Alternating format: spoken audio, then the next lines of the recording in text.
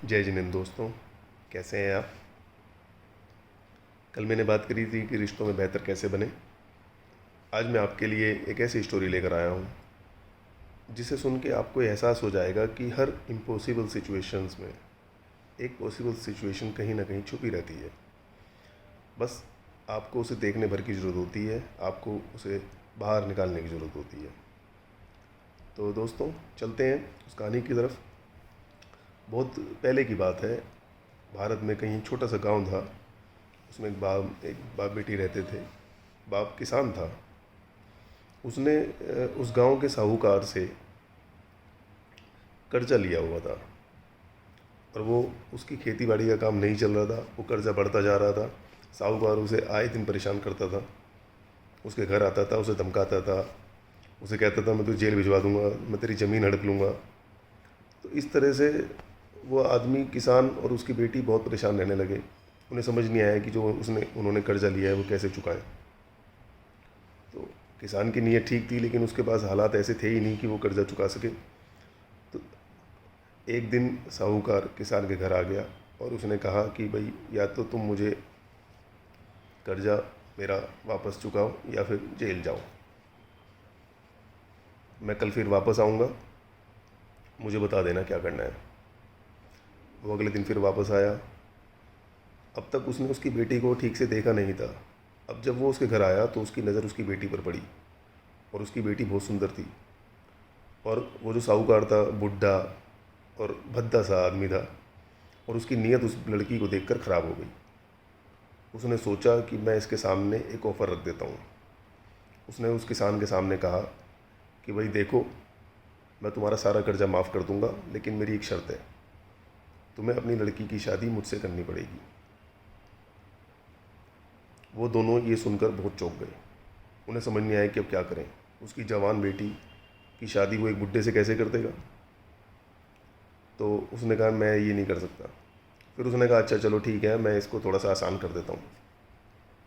मैं एक बैग, खाली बैग में दो कंकड़, दो पेबल्स रखूँगा। ठीक है, एक वाइट होगा, एक ब्लैक होगा, और जिससे तुम्हारी बेटी उसमें से एक चूज़ करेगी। अगर तुम्हारी बेटी ने ब्लैक चूज़ करा तो उसको मुझसे शादी करनी पड़ेगी और तुम्हारा कर्जा मैं माफ़ कर दूंगा। और अगर वाइट चूज़ करा तो मैं तुम्हारा सारा कर्जा भी माफ़ कर दूंगा और तुम्हारी बेटी को मुझसे शादी भी नहीं करनी पड़ेगी। अगले दिन वो खेत में गए। वहाँ कई लोग इकट्ठे भी हो गए ताकि कोई गड़बड़ ना हो, कोई दिक्कत ना हो। तो वो साहूकार एक बैग ले आया और खेत में खड़े थे। वहाँ पे कंकड़ वगैरह, कंकड़ पत्थर बहुत सारे थे। तो साहूकार ने चुपके से सबको बातों में लगाते हुए ज़मीन पे से दो कंकड़ उठा लिए और फटाफट अपने बैग में रख लिए। और वो दोनों कंकड़ ब्लैक थे। ये उस किसान की होशियार लड़की ने चुपके से देख लिया कि इस साहूकार ने क्या बेईमानी करी है, कि बिना किसी को पता लगे इसने दोनों ब्लैक कंकड़ अपने बैग में डाल लिए। वो घबरा गई कि अब तो मुझे इससे शादी करनी ही पड़ेगी, मैं नहीं बच सकती, मेरी ज़िंदगी बर्बाद हो जाएगी, मैं क्या करूं। ऐसी इम्पॉसिबल सिचुएशन में फंस गई थी कि जिसका कोई समाधान उसे नज़र नहीं आ रहा था। क्योंकि वो दोनों में से कोई भी कंकर उठाती तो ब्लैक ही आता, और ब्लैक में यही शर्त थी कि उसे उससे शादी करनी पड़ेगी ही पड़ेगी।